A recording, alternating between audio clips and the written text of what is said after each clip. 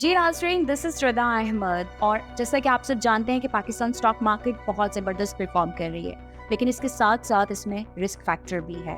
तो आपने क्या करना है, हमारे पास बहुत डेडिकेटेड टीम मौजूद है जिनसे आप एडवाइस भी ले सकते हैं, और प्लस हमारे पास ब्रोकरेज टीम भी है, चेस सिक्योरिटीज़। तो अगर आप अपना अकाउंट ओपन करवाना चाहते हैं तो चेस सिक्योरिटीज़ में अपना अकाउंट ओपन करवाएं। लिंक आपको नीचे डिस्क्रिप्शन में मिल जाएगा, उसे क्लिक करें और आज ही अपना अकाउंट ओपन करें।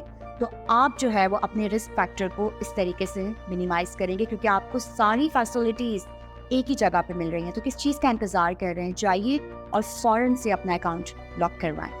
अस्सलाम वालेकुम, मैं हूँ नादिया अनवर और उम्मीद करती हूँ आप सब खैरियत से होंगे। नाज़रीन, आज के सेशन में हमारे साथ जो मेहमान मौजूद हैं, वो पहले भी हमारे इस प्लेटफॉर्म का हिस्सा रह चुके हैं और जो है वो एक काफ़ी जो है मशहूर ब्रोकरेज हाउस के जो है हेड ऑफ रिटेल इन्वेस्टर भी हैं और इसके साथ ही साथ सोशल और जो है पॉलिटिकल और बिजनेस एनालिस्ट भी हैं। तो उनसे हम आज बात करेंगे मार्केट के हवाले से और जो इस वक्त इकोनॉमी में जो हमारी चीज़ें चल रही हैं उसके ऊपर भी हम इनसे डिस्कशन करेंगे। जी हाँ, मैं बात कर रही हूँ सलमान नकवी साहब की। तो आइए उन्हें वेलकम करते हैं। अस्सलाम वालेकुम सर।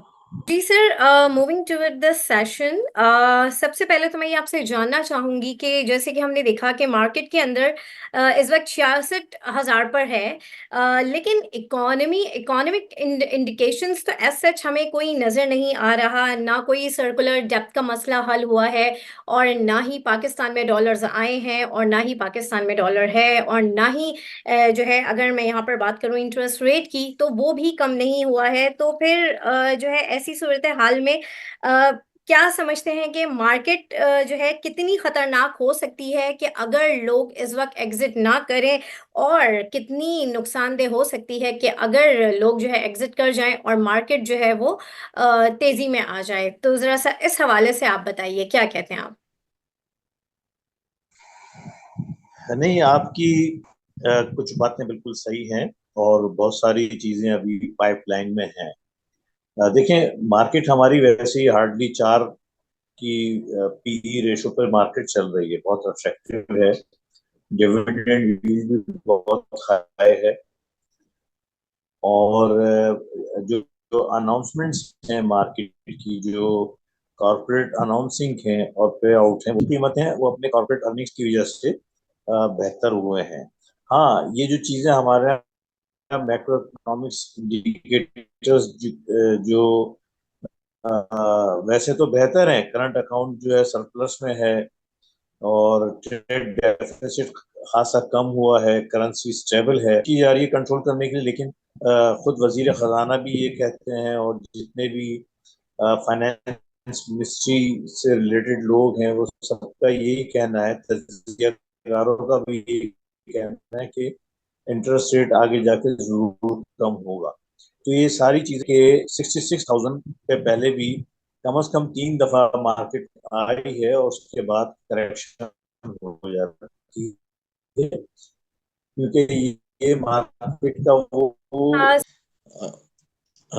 देखिए, मार्केट इस वक्त 4 साढ़े 4 की प्राइस अर्निंग रेशो पर चल रही है और डिविडेंड यील्ड भी हाई है। कॉर्पोरेट अर्निंग्स बहुत अच्छी आई हैं, रिजल्ट्स बेहतर आ रहे हैं, डिविडेंड पे आउट्स बहुत अच्छे आए हैं। तो मार्केट अपने के फंडामेंटल्स स्ट्रांग हैं, इसलिए मार्केट जो है वो ऊपर चल रही है। और जहां तक इकोनॉमी का ताल्लुक है, काफी हुकूमत जिस तरीके से कोशिश कर रही है, जिस तरीके से prime minister, finance team Aurangzeb Khan साहब की सरबराही में जिस तरीके से मेहनत कर रही है और उससे पहले जो केयर टेकर इतना काम कर कर गए हैं, उसकी वजह से आज करेंसी भी स्टेबल है। और इन्फ्लेशन एक ऐसा इशू है जो रमजानुल मुबारक है, तो इसमें फूड इन्फ्लेशन बढ़ जाता है, इसलिए कंट्रोल में नहीं आ रहा है, लेकिन आगे जाके ये यकीनन नीचे आएगा और ये बात तय है कि इंटरेस्ट रेट को घटना है। तो इसलिए मार्केट स्ट्रांग है, लेकिन 66,000 का एक ऐसा साइकोलॉजिकल बैरियर है जिसको क्रॉस करने के लिए कोई ट्रिगर न्यूज चाहिए बड़ी, जो भी ऐसी खास है नहीं। और लगता है हमेशा ऐसे होता है, 66,000 के आने के बाद मार्केट जो है वो करेक्शन पर आ जाती है। तो इम्कान है, फिर आगे छुट्टियां बहुत आ रही हैं, ईद की छुट्टियां बहुत हैं, जुमतुल विदा की छुट्टियां हैं, और उन छुट्टियों के दौरान जो फाइनेंस पे लोग होते हैं, फाइनेंसिंग करते हैं, उनके चार्जेस बढ़ जाते हैं, तो वो भी अवॉइड करते हैं।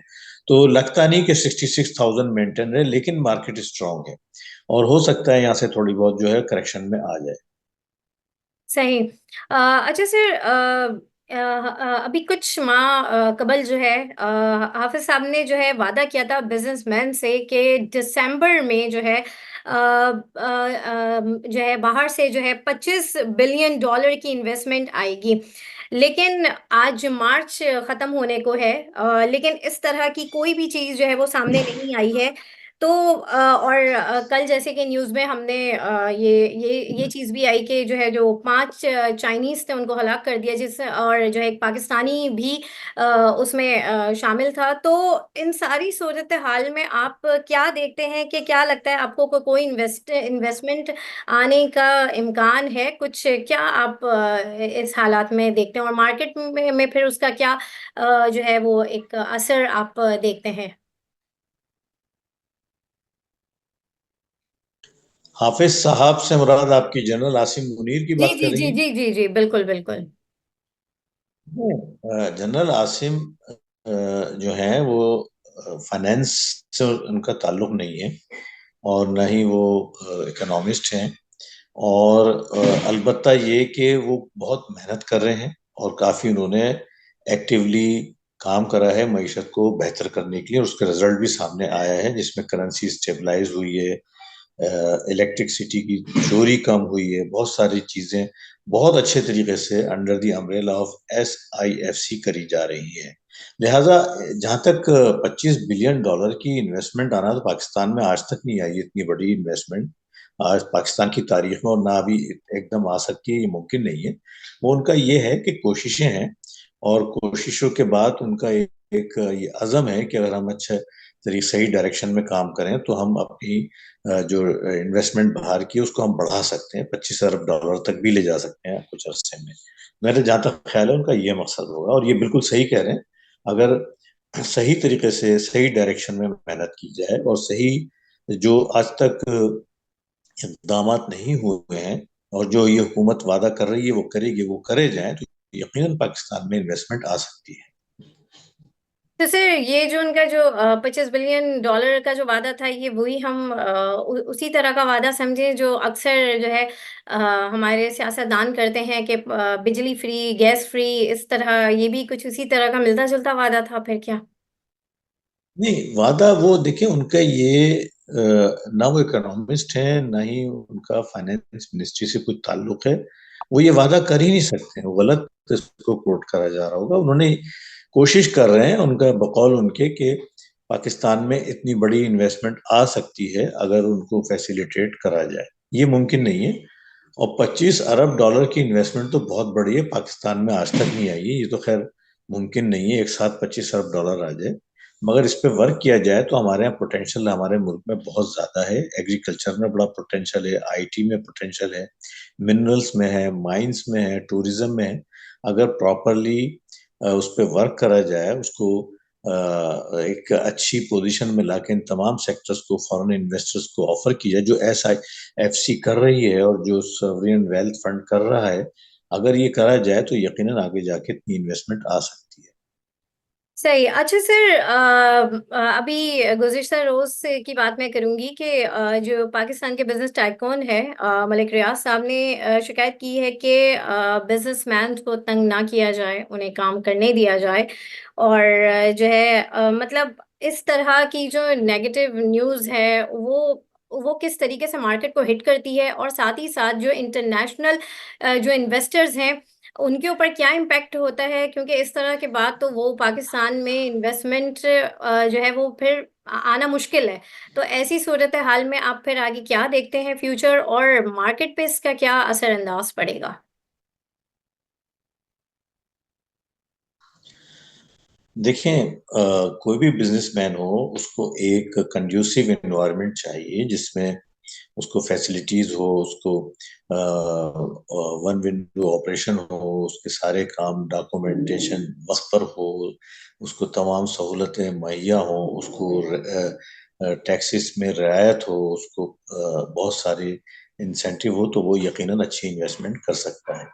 और लेकिन जहां तक अगर किसी के करप्शन के केसेस हैं या कुछ ऐसी चीजें हैं जो अंडर इन्वेस्टिगेशन है, तो वो यकीनन उस पर तो बहरहाल इन्वेस्टिगेशन हो सकती है, इसमें कोई हर्ज नहीं।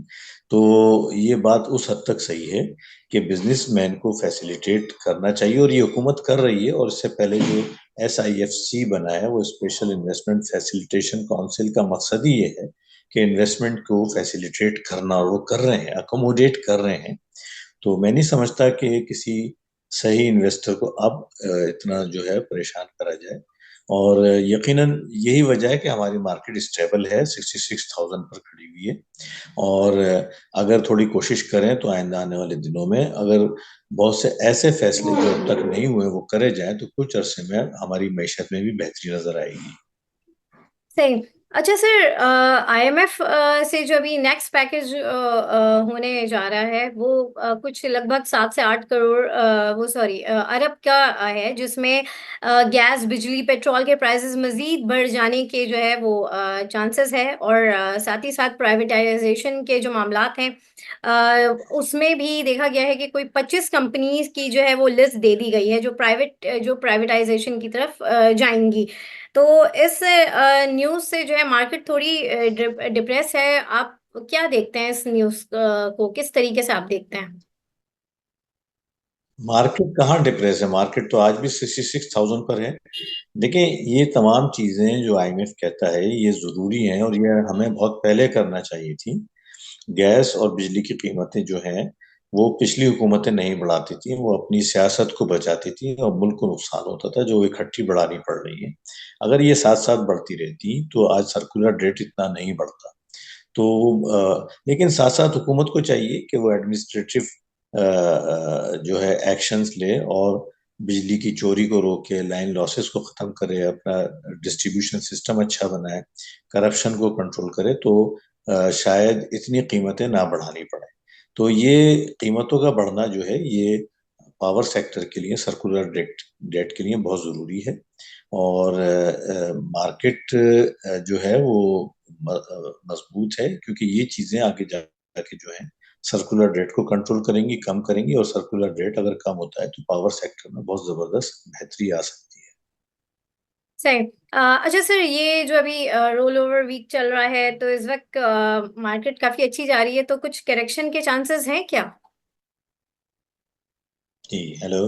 जी सर, मैं अपना सवाल रिपीट करती हूँ। जैसे अभी ये रोल ओवर वीक चल रहा है, तो इस वक्त क्या जो है करेक्शन के चांसेस है, क्योंकि मार्केट काफी अच्छी चल रही है, तो करेक्शन के क्या चांसेस हैं?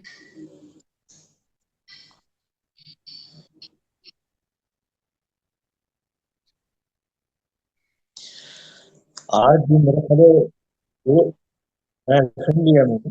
जी जी जी, मैंने सुन लिया है। मेरी आवाज आ सर रही है ना आपकी आवाज क्लियर? थोड़ी सी डिस्टॉर्शन हो रही है, थोड़ी सी डिस्टॉर्शन हो रही है आपकी आवाज। आप दोबारा कहें तो।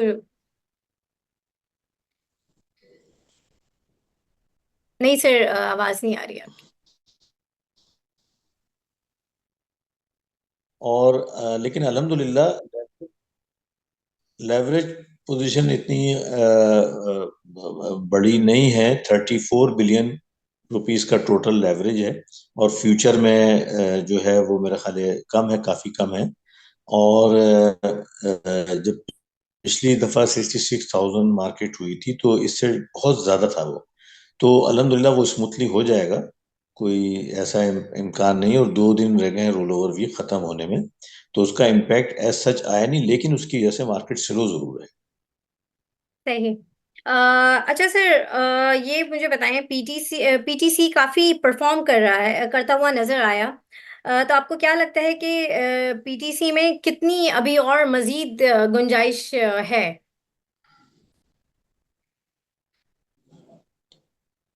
अब पाकिस्तान टेली कम्युनिकेशन में काफी अच्छी खबरें हैं, और इन्होंने टेलीनॉर को भी टेक ओवर करा है।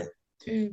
और इसमें काफी अच्छी खबरें हैं। मुझे लगता है कि अगर ये सारी चीजें मटेरियलाइज हो सकती हैं तो PTC और ऊपर जाएगा, मजीद बढ़ सकता है। सही।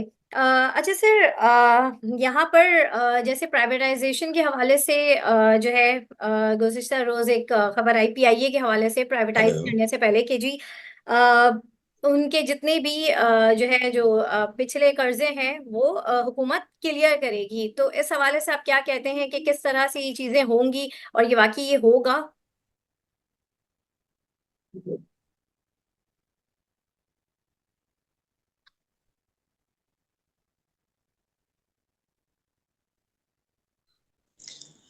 देखिए, कोशिशें तो हो रही हैं बहुत, और यही हमें भी देखना है। सवाल जहन में यही है कि आया उसके जो कर्जे इतने बड़े हैं वो किस तरीके से हुकूमत एडजस्ट करेगी, यही देखने वाली चीज़ है। उसका क्या फार्मूला होगा, और वो अगर फार्मूला तय हो जाता है तो प्राइवेटाइजेशन का अमल प्रोसेस अगर शुरू हो जाता है तो यकीनन बेहतरी होगी। और ये जहाँ तक हमारी इत्तला है, ये जुलाई तक इस काम को मुकम्मल करना है। अच्छा। सर, अभी ये भी है कि जो चेयरमैन ओबरा हैं उन्होंने गैस की कीमतों को बढ़ाने की जो बात हुई है उसमें उन्होंने ये भी कहा है कि ये आईएमएफ की कोई डिमांड नहीं है। ये जो है क्या कहते हैं, ये इनके अपने हैं जिनकी वजह से कंपनीज खसारे में जा रही है। तो उस चीज़ को बचाने के लिए जो है कीमतों में इजाफा करना पड़ेगा। तो जिसकी वजह से जो स्टेक होल्डर्स हैं उनकी तरफ से काफ़ी मज़म्मत भी की जा रही है इस हवाले से। तो इस पूरे सिनेरियो को आप किस तरीके से देखते हैं?